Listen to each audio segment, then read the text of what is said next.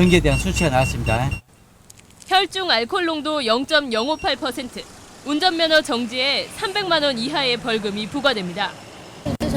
지금은 아무것도 안 했다니까요. 아침에 일어나고 일하고 점심 먹고 지금 가는 건데. 전날 그 늦게까지 새벽 늦게까지 마시면은 그 오전에 운전하면 안 됩니다. 그 알코올 수치가 남아 있기 때문에 오전까지는. 올 들어 전남에서 단속된 음주운전자 4,150명 가운데 낮 12시부터 6시 사이 적발된 운전자는 700여 명. 2시에서 3시 사이가 가장 많았습니다. 지금 자칫 그 들뜬 분위기에 편승해가지고 지금 현재 교통사고가 발생이 지금 많이 증가하고 있습니다. 저희는 이제 이에 대한 교통사고 예방 대책으로 일환으로서 경찰은 본격적인 행락철을 맞아 낮 시간대 집중적인 음주 단속을 이어가기로 했습니다. MBC 뉴스 김진선입니다. 국악 전문 공연장인 남도소리 울림터가 오늘 개관식을 갖고 본격 운영에 들어갔습니다. 지심밟기와 테이프 커팅으로 시작된 개관식에는 국악계 인사 등 500여 명이 참석했고 개관 기념 공연으로는 판페라 이순신 무료 공연이 펼쳐졌습니다. 총 사업비 238억 원을 들여서 3년여 공사 끝에 문을 연 남도소리 울림터는 558석 규모의 객석과 최신 설비를 갖추고 있으며 개관 기념으로 6월 한 달간 전국 국악단 초청 공연이 이어질 예정입니다. 그동안 수협중앙회가 운영하던 수협은행이 별도 독립법인으로 분리됩니다. 해양수산부는 국제은행 자본규제 기준을 적용하기 위해 수협의 신용사업 부문인 수협은행을 협동조합이 아닌 주식회사 형태의 독립법인으로 신설한다고 밝혔습니다. 해양수산부는 구조 개편으로 자본 건전성이 높아지면 수협은행 경영 정상화에 도움이 될 것으로 예상된다고 덧붙였습니다. 매실은 해마다 5월부터 3개월간 전국적으로 홍수 출하가 되면서 어려움을 겪고 있는데요. 생산 농민들은 규모가 있는 법인을 만들어서 가공산업으로 새로운 활로를 찾고 있습니다. 박민주 기자입니다. 순천시 농산물 거점 산지유통센터입니다. 청매실이 컨베이어 벨트를 타고 선별기에 오릅니다. 이곳에서 처리되는 매실은 하루 40톤. 매실은 크기별로 7단계로 나눠 자동으로 분류되면서 규격화가 가능해졌습니다. 주안면의 한 영농조합법인. 이곳은 매실 농사를 짓는 13 농가가 모여 매실 가공품을 만들어 대형마트에 납품하고 있습니다. 포장형 매실 음료는 물론 매실 조청, 매실 식초 등 7개 품목을 만들어 한 해 1억 5천만 원의 매출고를 기록하고 있습니다. 가공을 해서 식초나 이런 음료나 이런 식으로 판매를 하게 되면은 거기에 대한 그 수입의 창출이 굉장히 높아지지요. 이처럼 안정된 판매망을 위해 매실 사업단 구축이 가속화되고 있습니다. 순천 곡성, 광양 지역의 사업단이 정부 사업에 잇따라 선정되면서 오는 2019년까지 66억 원이 투자돼 유통 가공 산업이 육성됩니다. 다양한 그 전문 기관하고 연구 개발을 통해서 그 기능성 식품을 우리가 개발해 가지고 수출까지 이렇게 지금 증가하고 있습니다. 전국 300여 농협 매장도 매실 판촉에 나섰습니다. 농협은 물론 대형 매장과 인터넷망을 통해 농협과 농민이 공조의 판매망을 구축하는 겁니다. 전국 300여 개의 우리 그 농협 개통 매장뿐만 아니라 그 대형 유통점은 물론이고 또 SNS 이 온 오프라인을 망라해서 저희가 그 판로를 지금 개척하고 있고 전국 매실 생산량의 60%를 차지하는 전남. 가공산업으로의 전환이 홍수출하의 경쟁력으로 떠오르고 있습니다. MBC 뉴스 박민주입니다. 광양항 유관 기관들이 컨테이너 물동량 창출을 위한 통합 마케팅을 본격적으로 전개합니다. 전남도와 해양수산청, 항만공사, 상공회의소 등 8개 광양항 유관 기관들은 컨테이너 자립 항만 기준인 연간 300만 TEU를 조기에 달성하기 위해 다음 달부터 국내외 포트 세일즈를 실시하기로 했습니다. 이에 따라 다음 달에는 코스코와 에버그린 등 아시아에서 가장 영향력이 있는 글로벌 선사를 대상으로 세일즈 활동을 전개하고 9월에는 대만의 국제운송 주선인 협회 총회에서 광양항을 홍보할 계획입니다. 오늘 광주와 전남 지방은 대체로 선선한 날씨를 보였습니다. 오전까지 비가 간간히 내리면서 낮 기온은 크게 오르지 않아서 광주의 낮 최고기온은 22.7도에 그쳤습니다. 내일은 맑고 무더운 날씨가 예상됩니다. 내일 광주는 32도를 비롯해 전남 지방은 26도에서 33도의 분포를 보여 다시 무덥겠습니다. 광주지방기상청은 내일 일교차가 심할 것으로 예상된다며 건강관리에 주의를 당부했습니다. 광주 지역 소상공인과 전통시장 상인들이 상생 네트워크 행사를 갖고 친목을 다졌습니다. 광주 소상공인 시장진흥공단이 후원하고 광주 어등산 송산유원지에서 열린 오늘 행사에서는 200여 명의 상인들이 참석해 등산을 하면서 우위를 다졌습니다. 오늘 행사는 광주 지역 소상공인과 전통시장 상인들 간의 네트워크를 만들어 정보를 교환하고 판로 개척을 돕기 위해 마련됐습니다. 전남대학교가 다음 달부터 교내 생활협동조합 매장에서 담배 판매를 중단하기로 했습니다. 전남대는 학생들의 건강을 지키기 위해서 광주와 여수 캠퍼스 학생회관에서 담배를 팔지 않기로 했다고 밝혔습니다. 또한 민간 사업자가 운영하는 생활관 편의점과 학동 캠퍼스 식당 등에서도 담배 판매를 중단하도록 유도할 계획입니다. 국립전파연구원이 어린이를 대상으로 전자파 안전교육을 진행했습니다. 전파연구원은 빛가람 초등학교에서 전자파가 어린이 건강에 미치는 영향과 전자파 노출을 최소화하며 휴대전화 등 전자기기를 사용하는 방법을 체험교육을 통해 학생들에게 알렸습니다. 연구원은 타 지역과 주부 등을 대상으로도 안전교육을 진행할 계획이라고 밝혔습니다. 광주시와 한전은 치매 독거노인을 위한 사회안전망 서비스를 구축하는 데 서로 협력하기로 했습니다.